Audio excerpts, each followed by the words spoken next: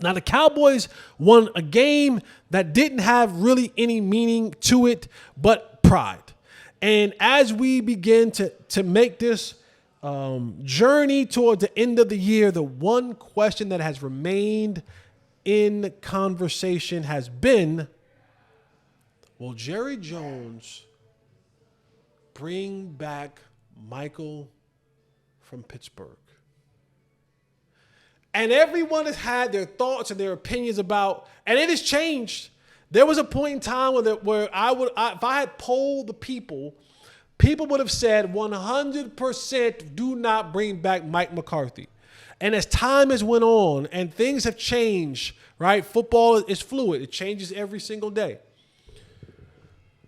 But people have gone from 100% or there's a 0% chance that Michael McCarthy gets brought back to, not so fast, my friend.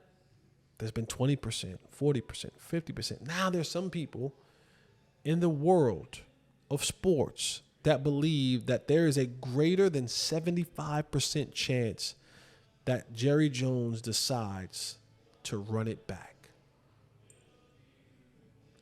And if you guys have followed me on any platform that I've done, initially, I was all for Mike McCarthy being the next head coach of the Dallas Cowboys. I believed what Jerry believed. Here's a guy who has playoff experience, who has won a Super Bowl, who knows what to do, is an offensive mind, can get this thing on the right path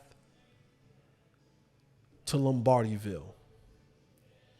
And after 12-5 and 12-5 and 12-5, and now whatever this year will be, out of contention,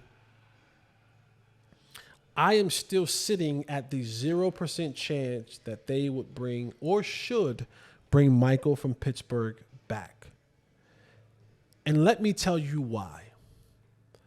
Michael from Pittsburgh was brought to the Dallas Cowboys because Jason Clapper Garrett had 10 years to get this thing to the promised land. And after a number of 8-8 seasons in mediocrity and average football play, he was finally let go. And the thought process was, hey, we're bringing in a guy here, and this is going to be the guy that gets us over the hump. Because if not, we could have kept Jason Garrett, and we know we would have been at least 9-8 every single year, and at least make the playoffs, and at least probably be a first-round exit. And the reason why I'm at it 100% because Michael has failed at the mission. The mission is to get to the Super Bowl. And under his tenure, he hasn't done that. I get it. He's had some pretty good seasons, 12-5, 12-5, 12-5, 36 wins in 3 years. Add on whatever the win total will be at the end of this year. But the fact remains the same. Michael from Pittsburgh has yet to get this team out of the first round. Get them to the second round, but then they get blown out.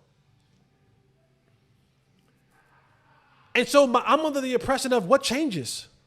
If the common denominator is that Jerry Jones and that front office will be the same, then they're going to draft the same, they're going to handle free agency the same, this is going to be the same result.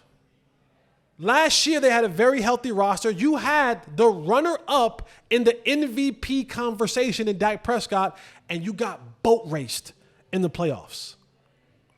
And the reason being is because I think Michael from Pittsburgh is a good coach. But good coaches get taken out for slaughter against great coaches.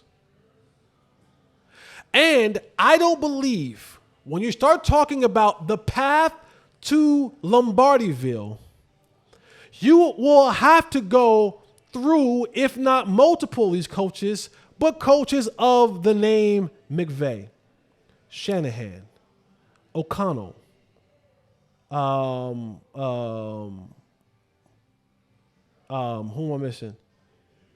Shanahan, McVay, O'Connell, Campbell,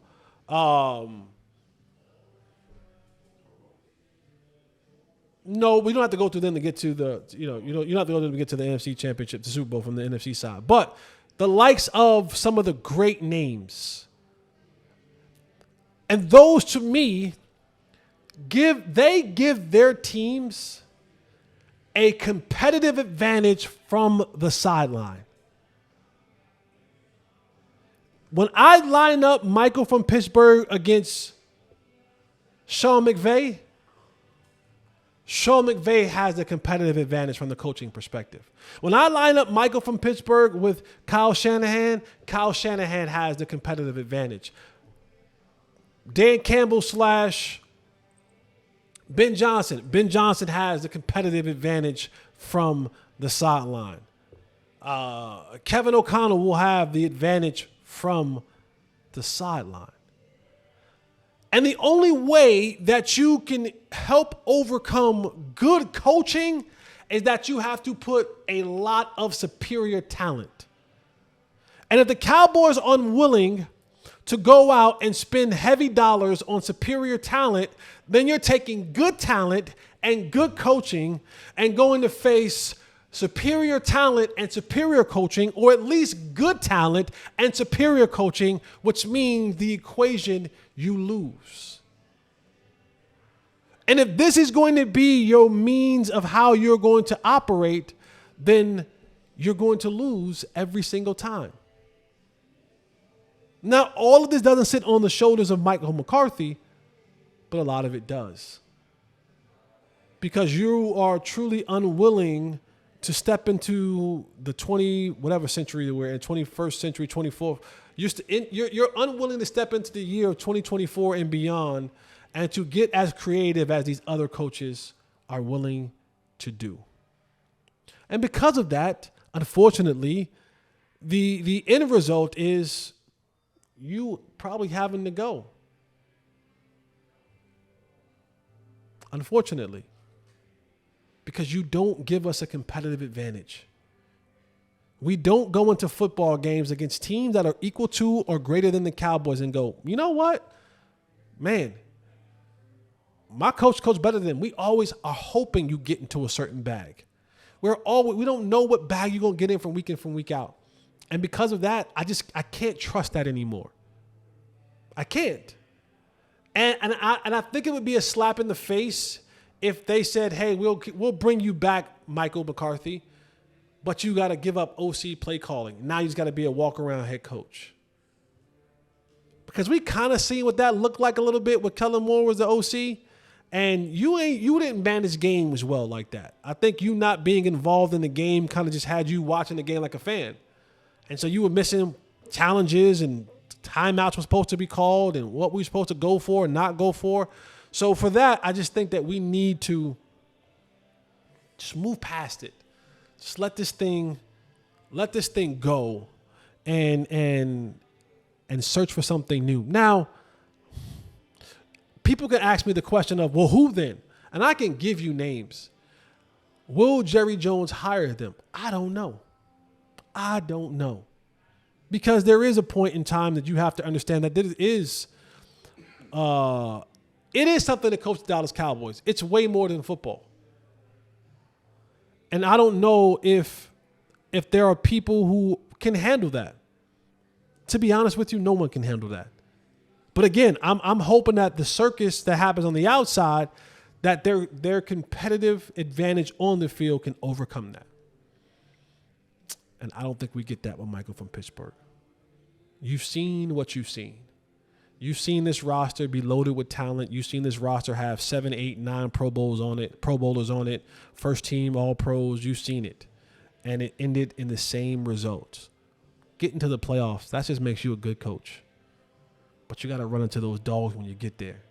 And you've done nothing in your time here to show me that you have what it takes, whether it's in season or in the playoffs, that when you go up against those dogs, that you have an answer. And that's forever going to be a knock against you. And if the Joneses are unwilling to put large amounts of money into the offseason, into that first initial high-ranking pool of free agents, then you'll just be good enough to get to the playoffs and nothing more, because you'll be severely outmatched from a coaching aspect on the sidelines.